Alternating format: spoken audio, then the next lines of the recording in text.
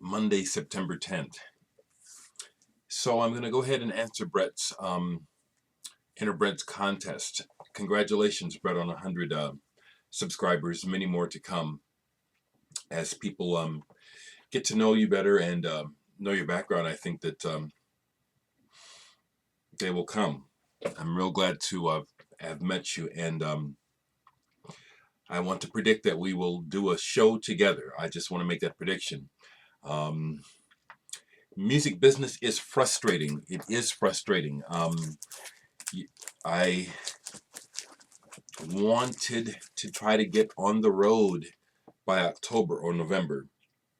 It doesn't look likely. So everything's not necessarily being pushed back, but it's like it's all this juggling. And but I want to make that prediction that we'll do a show together, Bret. One of our bands, or just maybe you and I will play together. But congratulations, and I'm about to. Took me a while to answer this. The query was to share best finishes of albums or last songs, and I'm still not remembering half of the records that I know have some stunning endings because I don't know why. Just but I've picked out some, and there are some real obvious ones. Here's a real obvious one that I think I haven't watched any videos, so I don't know if anyone showed it. But Sgt. Pepper's A Day in the Life, that's pretty obvious, right? Or Abbey Road, The End, right? Endings, songs that give you chills. It's like, oh my God. That's not necessarily the requirement for the song, but I know that's one that I thought of right away when he said famous last songs or ending songs. Because I mentioned this before, but I'll show it again. Genesis, Lamb Lies Down on Broadway.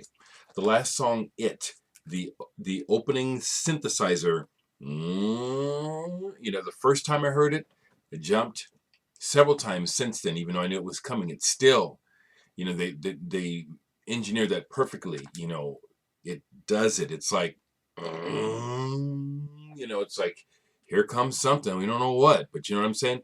Which is one of the things that I revere about the early Genesis music. They were pioneers attempting something that they didn't even know what they were doing. This music stands the test of time to my ears like nobody's business. I have to mention one other Genesis album. I mentioned Foxtrot before, but I have to mention this for me because selling in England by the pound, the last song is Isle of Plenty. But the last song for me really is Cinema Show and Isle of Plenty. They just run into each other. And the Cinema Show has just created many moments of goosebumps, sheer joy, beauty, tears. This music transcends the word beauty. Tony Banks was like, I can't even, I'm thinking of something mythical like King Arthur and the Sword and the Stone. It's like he's chasing after an elixir, and he almost gets it with Cinema Show. He gets real close. That music is magic. Excuse me. Absolutely a magical ending of an album. I've told the story before, but year after I graduated from high school, I went to Texas to work for a summer at a Bible camp as a student teacher. I was real conflicted at the time, trying to sort out my religion, but I was using a lot of drugs at the same time, smoking a lot of weed. And I remember taking this record with me to Texas, to the Bible camp. And I stayed in this big dorm, with a bunch of guys, you know what I'm saying? And it's a community room, and I could always be found with my head buried in the stereo in the corner. And I just unashamedly just wept at the end of this. I'll never forget one night. It was the first time it happened. And there's all these dudes, all my peers, and they'd come by and look at me and make fun of me, I don't give a shit. This was like dying and going to some place that they call heaven. You know what I'm saying? Just amazing. Another album that has an epic ending song is King Crimson, Lark's Tongue in Aspic. Looking forward to, there's some, Robert Fripp is apparently working on like a multiple CD set release of this.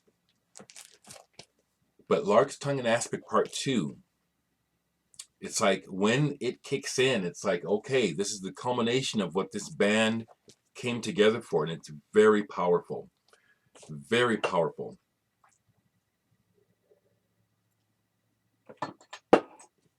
At the time, nothing else sounded like it. Really, hardly. Maybe some Magma, but not really. Amazing. King Crimson gets another one. The first album. The end of the first album, right? Have you heard the end of the first album? You know what I'm talking about? This was made in 1969. Robert Fripp was, in many ways, a prophet musically. The end of this album is like, you know, the heavens are, that's the term, see, because that's the reference point. When this music hit me, I was still in a great conflict about what is God and what is, you know, what is religion and what is the right thing, you know. So that's imprinted in my thoughts about this music. Cosmic, heavenly, galactic. I don't want to say otherworldly, because when I think of otherworldly, I keep remembering other worlds are still a part of us. I don't believe that. I know that. Let's keep going. Last song. Well, Plague of Lighthouse Keepers is the sidelong track of side 2 of this. But when they get to the end of that song, it's like, it's again like these other albums. It's like something has happened. It's like the writer and the musicians are attempting to create alchemy. The music transcends entertainment. It's like it carries you with you, and it's like, what's happening? I've had that experience with this album. What's happening? What is the message? You know, what is going on here? Amazing. Now, I don't know that anyone else is going to have this experience that I'm telling you about with this music. I'm telling you, I've had it repeatedly with this music. Amazing ending. Vandergraaf Generator, Pawn Hearts, one of the greatest albums in rock music of all time. I'll make one opinionated statement. There is no Rolling Stones record that can touch this in any way at all. I hear my phone. I'm going to finish this.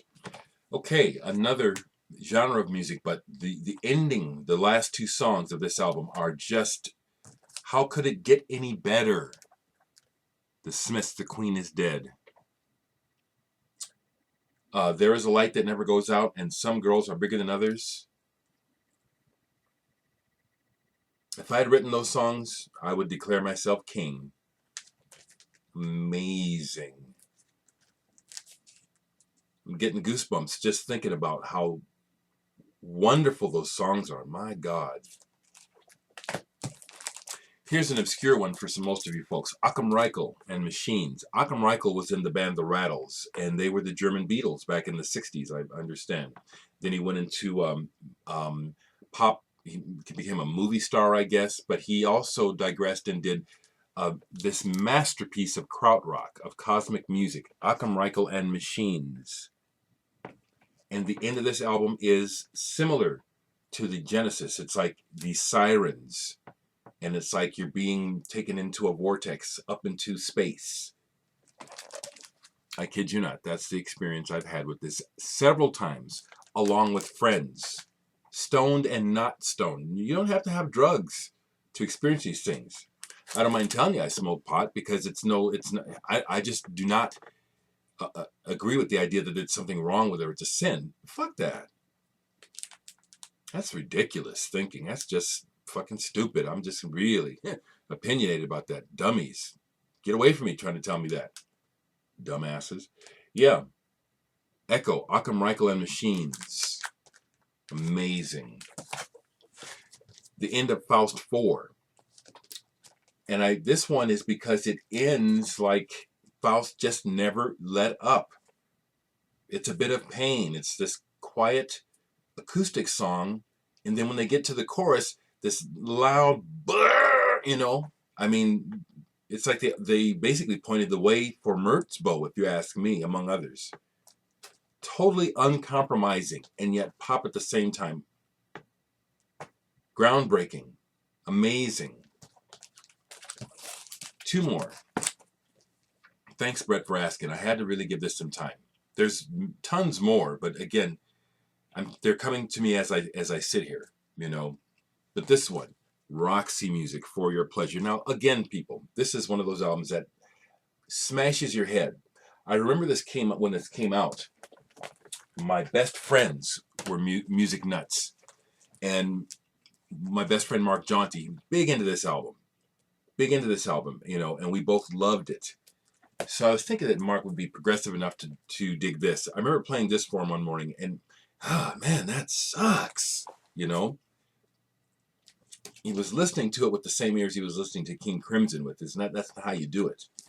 This album is stunningly avant-garde. This album is amazing. Not only does it end like a motherfucker with For Your Pleasure, or is it In Every Dream Home a Heartache? Which one is the last one? I have to look. Oh God, yes, In Every Dream Home a Heartache.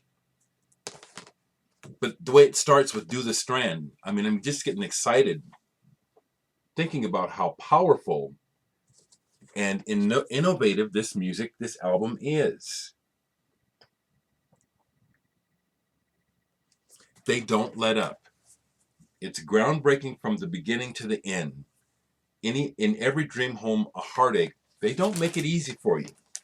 But if you stay with them, it's a journey. You come out better as a result. You don't even know where you're going or what's happening, but it keeps happening and it keeps developing until the end, and it just you don't ask why. That's brilliant, okay? Last one I'll show is one that, like the Genesis, this has caused me great rushes of emotion, this last song on this album. Great moments of just pure inspiration because the music is reaching for something. It almost makes it. It's like it's trying to zoom to the heavens in a rocket ship musically. And that's the last song on Ferment by Catherine Will. It's the song Salt. I mean, they have a lot of brilliant songs, but that song alone to me sold me. This band is one of the greatest bands of all time that you don't know about. Now, I could start getting prickly like I want to. I won't, okay? I'm just saying. I've heard all those other bands that everyone else has heard, the ones that are in the Rock and Roll Hall of Fame, that everyone says is so great.